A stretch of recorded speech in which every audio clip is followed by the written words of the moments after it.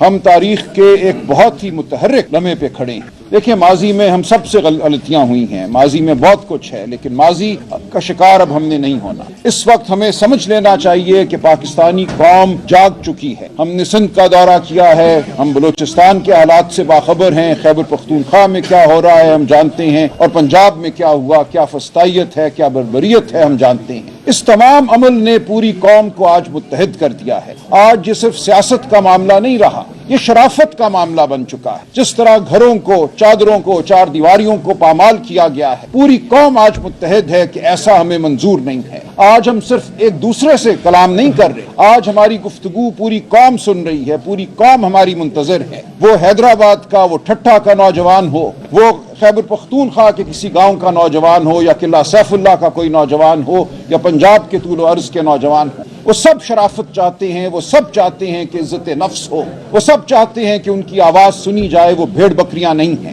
آج ہم نے اپنی قوم سے ایک وعدہ کرنا ہے کہ ہمارا ماضی جو بھی تھا بجا کہا، مختلف جماعتیں مقتدرہ کی گود میں بیٹھتی رہی ہیں اقتدار حاصل کرنے کے لیے، اور اقتدار بھی کیا، عہدہ حاصل کرنے کے لیے طاقت تو کبھی کسی کو نہیں ملی۔ مرحوم ڈاکٹر مبشر حسن نے کتاب لکھی تھی، دی میراج آف پاور۔ میں ان کا وکیل تھا NRO کیس میں، میں اصغر خان صاحب کا وکیل تھا ان کے نام سے منسوب کیس میں۔ ان دونوں اکابرین نے ہمیشہ مجھے یہ کہا کہ اس ملک میں کبھی انتقال اقتدار نہیں ہوتا، صرف چند چہروں کو کرسی پہ بٹھا دیا جاتا ہے، اقتدار وہیں رہتا ہے جہاں اس کو نہیں ہونا چاہیے۔ اب ہم نے اقتدار کو عوام کی جانب منتقل کرنا ہے۔ ہم نے ان لوگوں کو جو سمجھتے ہیں کہ وہ فراست رکھتے ہیں کیونکہ ان کے ہاتھ میں طاقت ہے، ان کو بتانا ہے کہ آپ فراست نہیں رکھتے، یہاں وہ فراست جمع ہے، وہ اکابرین جمع ہیں جنہوں نے اس ملک کے لیے سوچا ہے، جو درد رکھتے ہیں، جو تجربہ رکھتے ہیں۔ ہم سے پوچھئے، سیکھئے۔ ہم ہیں قوم کا ضمیر، ہم ہیں قوم کی آواز۔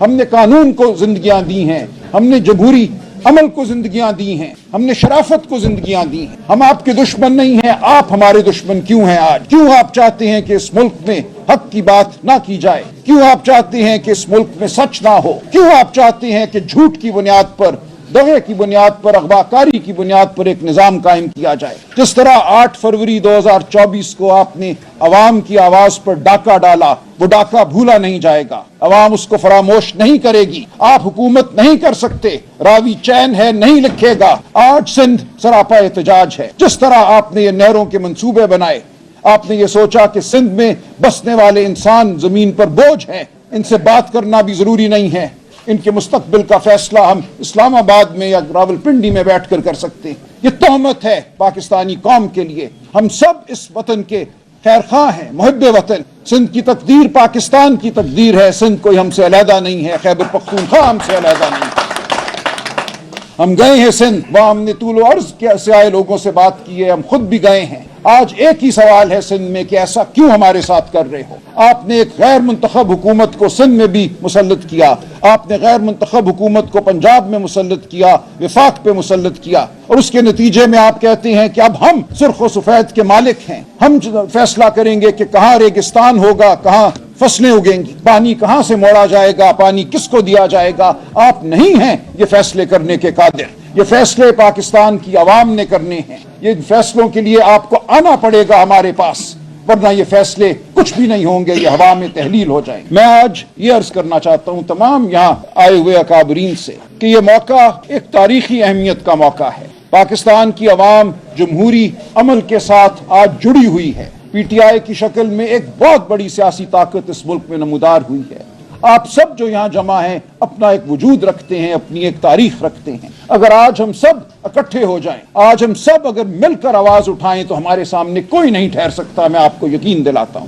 یہ ہمارا باہمی نفاق ہے جس کی وجہ سے اس ملک میں غیر جمہوری قوتوں کو بالادستی حاصل رہی ہے۔ اب کوئی گنجائش نہیں ہے نفاق۔ ہمارے نظریات میں تفاوت ہو سکتا ہے، مسلک کا تفاوت ہو سکتا ہے، نقطہ نظر کا تفاوت ہو سکتا ہے، لیکن وہ چیزیں جن پر ہم متفق ہیں ان کے حوالے سے ہمیں اب آگے بڑھنا ہے۔ ہمارے پاس اس کے علاوہ کوئی آپشن نہیں ہے۔ یہ قوم ہمیں معاف نہیں کرے گی اگر ہم شرافت کے نقطے پر متحد نہیں ہوتے۔ ہم آئین کے میں دیے گئے جو حقوق ہیں، جو آواز بلند کرنے کا حق ہے، جو اکٹھے مل بیٹھنے کا حق ہے، جو اکٹھے چلنے کا حق ہے، جو ووٹ کے ذریعے حکومت بنانے کا حق ہے، ان تمام حقوق پر ہمیں متفق ہونا ہوگا، ہمیں آنکھوں میں آنکھیں ڈال کر بات کرنی ہوگی۔ کل رات کسی ٹی وی پروگرام میں مجھے مدعو کیا گیا، بڑے جلیل القدر اینکر صاحب نے کہا، دیکھیں آپ نے تو مہرنگ کو آواز دے دی، آپ نے تو منظور پشتین کو آواز دے دی، یہ تو کبھی انہیں قبول نہیں ہوگا، آپ نے یہ کیا کر دیا، اب تو آپ کی سیاست کو ختم کر دیا جائے گا۔ میں نے ان سے کہا، یہ آپ کیا بات کرتے؟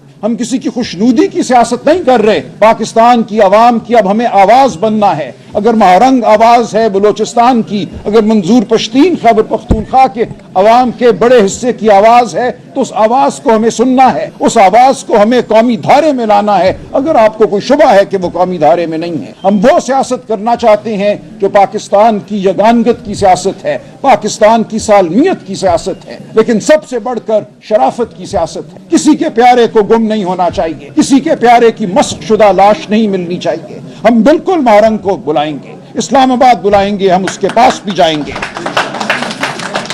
اور ہم کہیں گے تم ہماری بہن ہو، ہم تمہارے بھائی ہیں، ہم نے اکٹھے مل کر شرافت کا بول بالا کرنا ہے، ہم نے تمہارے ساتھ آنسو بہانے ہیں، آؤ ہم ساتھ مل کر بیٹھیں اور آئندہ ایسا نہ ہونے دیں۔ اس ملک میں، اس دھرتی میں ہم یگانگت پیدا کریں، بھائی چارہ پیدا کریں، پیار پیدا کریں۔ بلوچستان کے معدنی ذخائر اگر لوٹے گئے ہیں تو اعتراف کریں کہ لوٹے گئے ہیں، اور بالکل لوٹے گئے ہیں۔ 70 سال گیس نہیں ملی بلوچستان کو، آج جو معدنی ذخائر ہیں ان کے حوالے سے جو معاہدے ہو رہے ہیں، وہ کون سی اسمبلیوں سے ان کی توثیق کرائی جا رہی ہے؟ اسمبلی کے اوپر بندوق رکھ کر بند کمروں میں توثیق کرائی گئی ہے، یہ ہم سب جانتے ہیں۔ ہم جانتے ہیں کہ آج گوادر کے ساتھ کیا ہو رہا ہے، وہاں کیا بے چینی، یہ بے چینی پورے ملک میں پھیلی ہوئی ہے۔ میں اپنے صحافی بھائیوں سے کہتا ہوں، اس سے پہلے کہ آپ کی آواز بالکل دبا دی جائے، آپ کا گلا گھونٹ دیا جائے، سچ کا ساتھ دو، آواز بنو سچ کی۔ میں اپنے وکیل بھائیوں سے کہتا ہوں، ہمارے ساتھ کھڑے ہو، جبر کی آنکھوں میں آنکھیں ڈالو۔ وہ عدالتیں جو ہم پر بند کر دی گئی ہیں، ایک ہیولہ ہے، ہم اس ہیولے کے سامنے روز پیش ہوتے ہیں، وہاں ہمیں پتھرائی ہوئی نگاہیں نظر آتی ہیں، شرمندہ چہرے نظر آتے ہیں،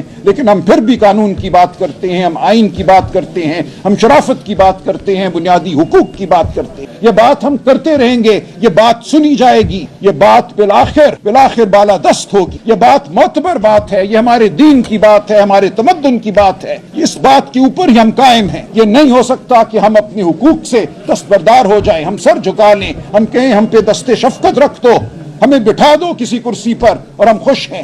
اب ہمیں اس عمل کو، اس روش کو رد کرنا ہوگا، ہمیں کہنا ہوگا کہ ہم اس زمین سے اگے ہوئے بوٹے ہیں، ہم نے واپس اس زمین میں جانا ہے، ہماری وفاداری اس زمین کے ساتھ اور اس زمین سے اگے ہوئے انسانوں کے ساتھ ہے، ہماری وفاداری کسی وردی کے ساتھ نہیں ہے، ہماری وفاداری پاکستان کے ساتھ ہے، اور جو پاکستان کے آئین کا وفادار ہے، ہماری وفاداری اس کے ساتھ ہے۔ ہم نے آئین کی حدود میں ہر ایک سے کام لینا ہے، ہم ہر ایک سے کام کروانا ہے، اور اس کام کا مقصد صرف اور صرف پاکستان کی فلاح، پاکستان کے عوام کی فلاح ہے۔ یہ میری آپ سب اکابرین سے گزارش ہے۔ بہت سے نئے لوگ اب سیاسی عمل میں شامل ہوئے ہیں، میرے جیسے۔ میں آپ سے وعدہ کرتا ہوں کہ ہم سیاسی عمل میں اس لیے نہیں آئے کہ ہمیں کوئی کرسی سامنے نظر آ رہی ہے۔ میرے اوپر 18 مقدمے ہیں آج۔ ہم سیاسی عمل میں اس لیے آئے ہیں کہ یہ ہمارے ضمیر کی آواز ہے۔ میرے جیسے لاکھوں لوگ آج اس وقت موجود ہے پاکستان، جو روایتی سیاست کا حصہ نہیں بننا چاہتے، جو ضمیر کی سیاست کرنا چاہتے ہیں، جو شرافت کی سیاست کرنا چاہتے ہیں، جو وہ سیاست کرنا چاہتے ہیں جس کے علمبردار آپ رہے ہیں، حقوق کی سیاست، جمہوریت کی سیاست، بھائی چارے کی سیاست۔ تو آپ رہنمائی کیجئے، ہم آپ کے ساتھ ہیں، ہم آپ کے دستے ہیں۔ پی ٹی آئی کی شکل میں عمران خان نے ایک بہت عظیم الشان قوت اس قوم کو عطا کی ہے۔ ہر ہفتے میں کئی دفعہ 2 بار میری عمران خان سے ملاقات ہوتی ہے۔ پچھلے 2-2.5 سال سے یہ عمل جاری ہے، جب سے وہ جیل گئے ہیں شاید سب سے زیادہ ان تک رسائی مجھے حاصل ہے، اور میں آپ کو یقین دلاتا ہوں کہ عمران خان کسی ڈیل کا منتظر نہیں ہے۔ اگر ہوتا تو بہت مہینے پہلے لندن چلا گیا ہوتا۔ بار بار یہ بات ہوئی ہے عمران خان سے۔ عمران خان نے ہر بار مجھے یہ کہا ہے کہ دیکھو، جو لوگ لندن گئے یا سعودی عرب چلے گئے اور پھر اجازت لے کر واپس آئے، ان کو تو شاید کرسی مل گئی، لیکن پاکستان میں کیا جمہوری عمل آگے بڑھا؟ نہیں بڑھا۔ ہر بار اس ڈیل نے، لوگ کہتے ہیں دیکھو وہ کتنی فراست کی سیاست کرتے ہیں، کتنے بھاری ہیں وہ تم سب پر۔ ہر بار وہ بند گلی میں ایک پتلا دروازہ، ایک چور دروازہ کھول کر باہر نکل جاتی۔ اب چور دروازوں سے ہمیں باہر نہیں نکلنا، ہمیں آنا ہے جمہوریت کے راستے پر چل کر۔ ہم نے اس ملک میں جمہوریت کی جڑوں کو اب مضبوط کرنا ہے، ہم نے ڈیل کر اقتدار حاصل نہیں کرنا۔ عمران خان اس بارے میں بالکل واضح ہے۔ اسی لیے وہ جیل میں ہے, 20-22 ماہ اس کو ہو گئے. تو آپ یقین کیجئے اور ہم کھڑے ہوں گے گارنٹر کے طور پہ. میں عمران خان سے پوچھوں گا اگر کل کوئی بات بدلی. آج جو عمران خان مجھے کہہ رہا ہے میں اس پر یقین کرتا ہوں. تو میری آپ سب دوستوں سے, سب اکابرین سے یہ گزارش ہے, اپنے صحافی بھائیوں سے بہنوں سے گزارش ہے, ملک کے ہر بچے سے, نوجوان سے, جوان سے, بوڑھے سے یہ گزارش ہے کہ آؤ ہم سب باہر زندہ قومیں باہر نکلتی ہیں. جب لندن میں 10 لاکھ لوگ عراق کے حوالے سے سڑک پہ آتے ہیں تو ہم تالیاں بجاتے ہیں, خوشی کا اظہار کرتے ہیں, کیونکہ وہ زندہ قوم ہے. ضمیر کی آواز پہ وہ اٹھتے ہیں, وہ بند کمروں میں دبک کر نہیں بیٹھ جاتے, زندگی کو ٹی وی پر نہیں دیکھتے. زندگی کو آپ نے سڑکوں پہ دیکھنا ہے, زندگی کو آپ نے جیل کی سلاخوں کے پیچھے سے دیکھنا ہے. تب آپ کو آزادی ملے گی, تب آپ کے حقوق کو مانا جائے گا. میری آپ سب سے گزارش ہے اور سب سے میں وعدہ کرتا ہوں کہ مجھ جیسے لاکھوں لوگ اس ملک میں تیار ہیں اس عمل کا حصہ بننے کے لیے. آپ قدم بڑھائیے, ہم سب متحد ہیں.